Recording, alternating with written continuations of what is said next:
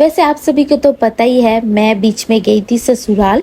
तो ससुराल में हमारे जो पपाया का पेड़ है ना, उसी पपाया के पेड़ से मैं तोड़ के लेके आई हूँ ये बड़ा साइज का पका हुआ पपाया। एक भाग जो था वो हमने ऑलरेडी खा चुके हैं और बहुत मीठा, और इसका जो सीड्स है ना बहुत ही कम है। तो इसलिए मेरे फादर इन लॉ ने कहा है मुझे कि इसका जो सीड्स है ना तू फेंकना मत, ऐसे ही रख देना स्टोर करके, जब इधर फिर से आएगी ना तब वो सीड्स लेके आना, ताकि मैं नेक्स्ट टाइम फिर से इसका जो पेड़ है ना लगा पाऊँ सीड्स के मदद से। तो इसीलिए मैंने इसका जो आधा भाग जो खाया था ना, उस टाइम से जो सीड्स निकला था, ज़्यादा भी नहीं, पकड़ लीजिए ना 10-15 सीड्स निकला है, उसी को मैंने एक डब्बे में भरकर धूप दिखाकर सुखा रही हूँ, ताकि नेक्स्ट टाइम जब जाऊँ उस टाइम पे मैं फादर इन लॉ को हैंड ओवर कर दूँ ये पपाया का सीड्स, ताकि वो फिर से एक नया पेड़ बना पाए। और अभी जो मौसम है ना, इस मौसम में आप कुछ भी बोओगे ना वो हो जाता है।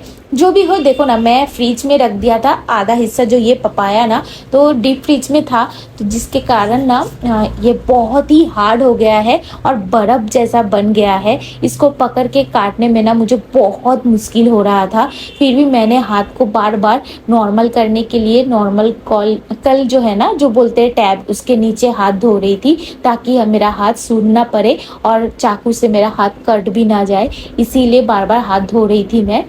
लेकिन देखो ना, धीरे धीरे मैंने आस्ते आस्ते काट भी लिया। इसका जो छिलका है ना, उतारने के टाइम मुझे थोड़ा सा दिक्कत हो रहा था, बिकॉज इसको पकड़ के मुझे छिलका उतारना पड़ रहा था बहुत ही सावधानी से, क्योंकि स्लीपरी हो जाता है ना पपाया। तो इसीलिए मैं धीरे धीरे काट रही थी, और ये बहुत ठंडा है जिसके कारण अच्छे से पकड़ के मैं काट भी नहीं पा रही थी। फिर भी मैं धीरे धीरे करके पूरा मैंने पपाया को काटा है। और अपना खुद के पेड़ का अगर ऐसा फल मिले ना, उसको मन से खाया जाता है, भले ये स्वाद हो चाहे ना हो। लेकिन मैं बता दूं, इसका जो आधा भाग हमने खाया है ना, बहुत ही टेस्टी, बहुत ही यमी था, यानी कि मीठा था। और ये जो पपाया का पेड़ है ना, इसका जात जो बोलते हैं ना, मतलब इसका वैरायटी बड़ा साइज का ही होता है। हमारे ससुराल में 3-4 तरह का पपाया का पेड़ है। कभी मैं जाऊंगी तो आपको अच्छे से मैं दिखाऊंगी। तो उसके बाजू में जो एक पपाया है, जो ये वाला, इसमें सिर्फ बड़ा पपाया ही होता है और इसमें सीड्स बहुत कम होता है। इसका जो कच्चा जो रॉ पपाया होता है ना, वो भी बहुत ही फ्लेवरफुल होता है, नमक डाल के ही खा सकते हो।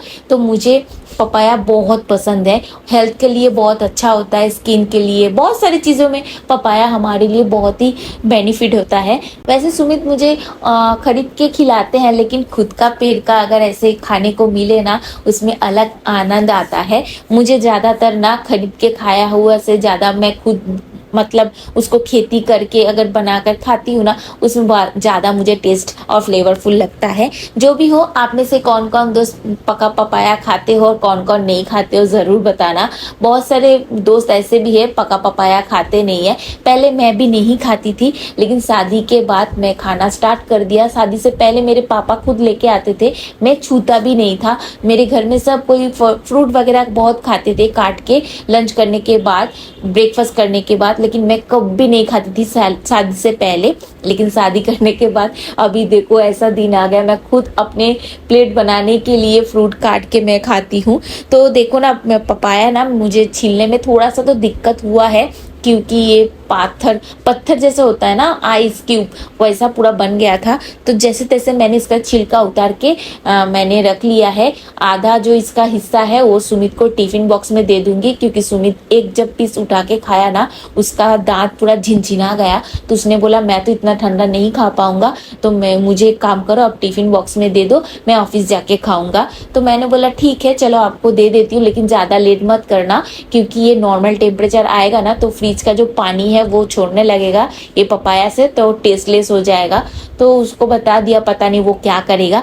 अभी मैं क्या करूंगी, मैं तो ऐसे बैठ के नहीं खा पाऊंगी, तो मैं सोच रही हूँ पपाया का एक स्मूदी बना लेती हूँ। घर में तो फ्रूट रखा ही है। नहीं, मैं अभी इसके ऊपर चाट मसाला छिड़क कर इंजॉय करती हूँ बैल्कनी में बैठ के खाकर।